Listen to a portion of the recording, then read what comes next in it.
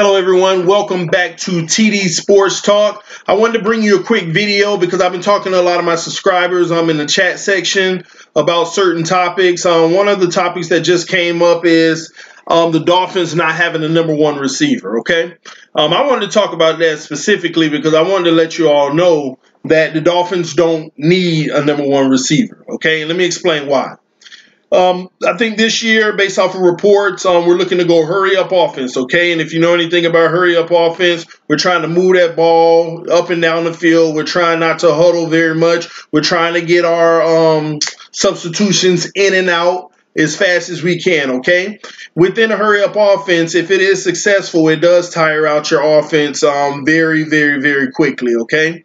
Now, with the receiving core that we have right now, I like to think that we have 5 good, solid receivers, okay?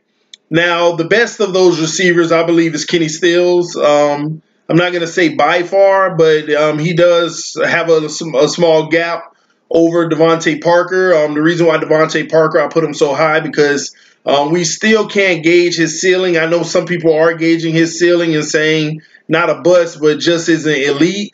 But again, just like the coaches are saying right now, him with his injuries, it's just like Tannehill. You know, I don't think we've seen Tannehill at his best either, just given the fact of whenever they started to perform and show glimpses of their best work, injuries have come to plague them. So I have number 1 on the depth chart for me is Kenny Stills on the outside, of course. Number 2, Devontae Parker on the outside. So to me, we do have our 2 outside threats, okay? Where it gets a little complicated is non-outside receivers, okay? I think we have a lot of receivers who are going to be vying for playing time in the slot receiver position. Now, I think the ball's going to be spread out. This is why I don't think we may have 1,000-yard passers. But, hey, it depends. If we're successful in the hurry up, it's possible to have multiple. But whenever you have Danny Amendola, Albert Wilson, and Jakeem Grant, those guys are going to be fighting for positions. Now, based out of the information coming out of camp, Danny Amendola is the veteran. Danny Amendola is the workhorse where plug him in wherever you need him, he's going to do what he needs to do. That's going to get him some playing time, guys. And once again, the veteranness of Danny Amendola is going to get him a lot of playing time. So what that does, it stretches it out for Albert Wilson and Jakeem Grant. When it comes to Albert Wilson, coaches reports out of camp say they're actually impressed. He's very versatile. Not only is he subject to the slot, but he can also move outside. So if Kenny Stills or Devontae Parker, gets a little tired, that's an opportunity for Albert Wilson to step in and play the role that they play. But then the coaches even say you might even find him in the backfield sometimes. That's how versatile he is. Not sure about that. We'll see how that goes. Maybe on some sweeps or some receiver reverses, we might see some action from Albert Wilson. But again, he's fighting for playing time. Now, the tricky one is Jakeem Grant, though, okay? Young talent. Very skilled, speed. I mean, he just has the full package. I'm surprised we don't just upgrade him to the starting slot and have the other guys rotate because he's one of the future players. He's one of the guys that we look to be very impactful in the future. I just don't understand, where all the playing time is going to come. Look at him the last year or so. Whenever he did play, it was glimpses, but they went to him, and he was very successful. I just like to see him go into a more permanent role, but how do you whenever you have the receivers that we have? So this is ultimately why we don't have a number 1 receiver.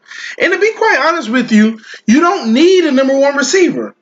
I actually feel like it's just not good for the team. I mean, I saw it on ESPN, a report where look at all the receivers that made big bucks or were top receivers in the league. They don't win Super Bowls.